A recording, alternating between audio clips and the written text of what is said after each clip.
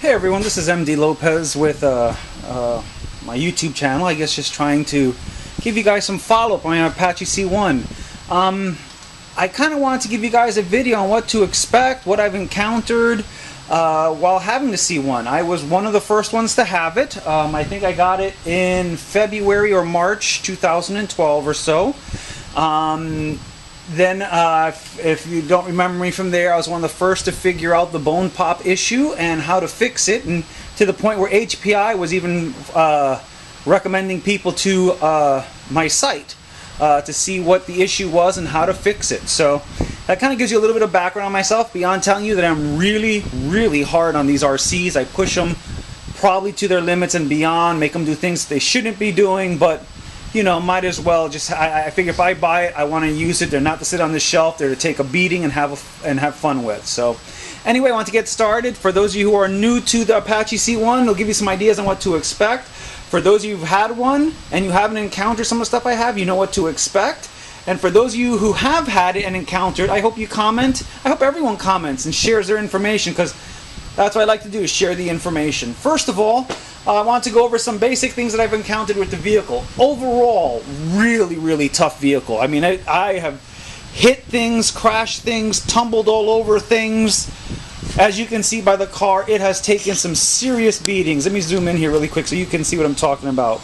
You can see that the car has taken some serious beatings. Let's see here. The back's been ripped off. The top's all chewed up. This is all cracked up. Things are bent on it. They're not even the original caps on it. I mean, this has gone through a lot. So let me just start off by saying that to give you kind of a quick idea, and then kind of to show you some of these things around here. As you can see, there's a lot of stuff I put around that I kind of wanted to go over with you and let you know about it. So if this video runs a little long, I apologize. I just figure it's an information video. Break it up into pieces if you have to. But I hope for those of you who have Apache C1s that you watch, and it'll help you out in terms of as you're going through things. Okay. First things first, let's talk about the car itself. The car itself, amazing. Love the car. I know a lot of people sit there and say, oh, it's got issues. Yes, but that's kind of how I perceive these. I see these cars as working prototypes. That's why I like RTRs. To me, I don't just leave them how they are. I like to start changing and modifying as I find weaknesses. So as I said, these are working prototypes. That's how I see this. So let's talk about some of the things that I have encountered. First of all, if you're getting one of these, know that the body is going to take a beating. As you can see here, this I've had to crack and fix. It's all cracked up. I've put glue, rubber cement. I've had to cut things. This is all torn up here, so that's all beat up. I have things strapped down. Overall, it has held up really fantastic, but don't expect it to look new all the time. As you can see, it's taken a beating. The cage itself's in relatively good shape. So that's about the shell. The shell's in good shape. Let's move on to the next item. The car itself, so I can make some space on the desk here. The car itself is an excellent car. Things I have found in having the Apache C1. The first thing was, everyone knows about the pop on the front axles, so you just have to get longer axles for it. I have changed mine out. I use 96mm Team Durango bones. Now there's two styles out there. The last ones I bought were an easy swap, fit perfect. Everything went together well. The latest ones I bought that I had to return, they didn't quite fit well. It's like the connection point was smaller than what takes here, so I couldn't use those. So I'm hoping to see if I can find out what's the difference. Is it a matter of years when they designed it, or did I just order the wrong part? So I'm working on that. I'll share with you guys once I have that. I've changed out the shocks. As you can see here, the shocks I found were good if you're staying low. If you start to do big jumps, you got to get away from these plastic shocks. They are good shocks. They did well for on-road, basic off-roading, kind of like what the car is designed for in real life. You know, to stay low jumps, about speed, power, and control. They're good for that. They're great. But when you start getting into jumps that are 15, 20, 30 feet high, that is, and you're hitting with a lot of force, it's blowing the plastic caps right off of these.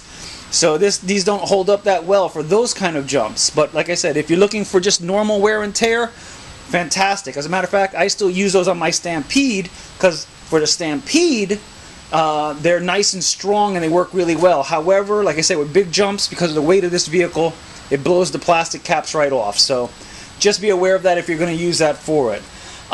Inside here right now, you see that I've taken out my center differential, so it's out of here. So if you see that, that doesn't look weird. It's just I have this all taken apart for that. I encountered something very strange with the center differential while we're on the topic. Let me grab it here. As you can see, everything here is in excellent shape. But if I take this and turn it, you'll see that only one of the spider gears is turning.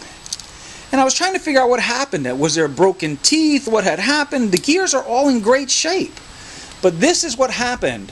If you're like me running 6S, and I know this is a 4S car, expect the following. With the amount of power, and you put in those lipos with those heavy currents, and expect the following to happen. Right now, there's a notch here that the shaft should go in, and a notch down here. There's also one here and one here. So let's say top, bottom, and then left, right.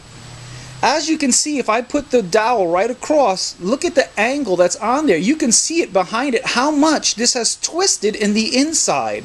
So what has happened is, with the power of the 6S motor, this has swiveled around and actually started cutting into the plastic and resat itself to where now only one gear makes contact. So therefore I have no forward momentum. There's not enough here to keep the car moving forward at high rates of speed. For a slow takeoff and slow travel, yes, you can move the car, but you won't get any speed or power out of it. So be aware, if you're running 6S, that these cups eventually will give out, so keep a cup handy, because that's one of the things I have on order now. Everything else seems to hold up well. Like I said, the gears look good. I'm going to order new gears and everything, and then a new cup, so that way I have an extra center differential. So I wanted to talk to you about that. This is the top to that. I'm just going to put it off here to the side for the moment. While on the subject of differentials, here is a front or rear differential that's there. The one I showed you before was the center. These here, they do wear out, so make sure, again, wear and tear, especially with that 6S, it grinds them down. What I did here is I wanted to show you how they're worn out compared to a new one. So look at the difference. You see the difference? So you can see there how you can actually see teeth here, and this almost looks flat. So the gears have really been ground down. So I wanted to show you that that's one of the things that will wear down. Keep a few of these handy, because they come in really, they will just go at the worst time. This gear as well, this is part of that differential. It's in better shape. It seems like this is better made than the other piece, but it's still worn down, and since you change out one, you might as well change out the other. I find that it saves you a little bit of headache, so just so you're aware of it. Okay. When you get into running the big motors, if you're running a Torque 2200 or the Alpha Star 6S, know that it is possible for that motor to torque right off. Here you can see where it ripped right off this piece of aluminum, I guess it is, and just cracked it. Now here was my field fix with a screw and a nut to hold me over to finish the day, but it broke it right off, and because of the power, it just torqued itself where it twisted it, and that was the end of it. So I found that was a part that I encountered with. Alright. One of the first pieces that I lost on this car was the servo. The servo that came with the Apache, and I'll zoom in here a little bit, see if you can see it. Okay, that's the servo that came with the Apache. It's a 5F50WP. Good servo, but I ground the gears down. If you start running oversized tires like I do, because I tend to like truggy tires more than buggy tires, it's too much pressure on this particular servo, and it'll grind down the gears, and then eventually you're going to have to replace it like I did. So know that I've replaced this one, I replaced the gears once on this and once on another one that I tried from Traxxas, but those plastic gears could not survive it, even worse.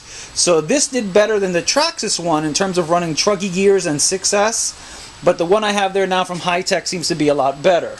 Okay. Keep a lot of spacers handy. If you have them, get them. This one here, they're the washers, part number 86598. Keep a lot of them handy because you will need these spacers to adjust all that gearing mesh and make them work nicely.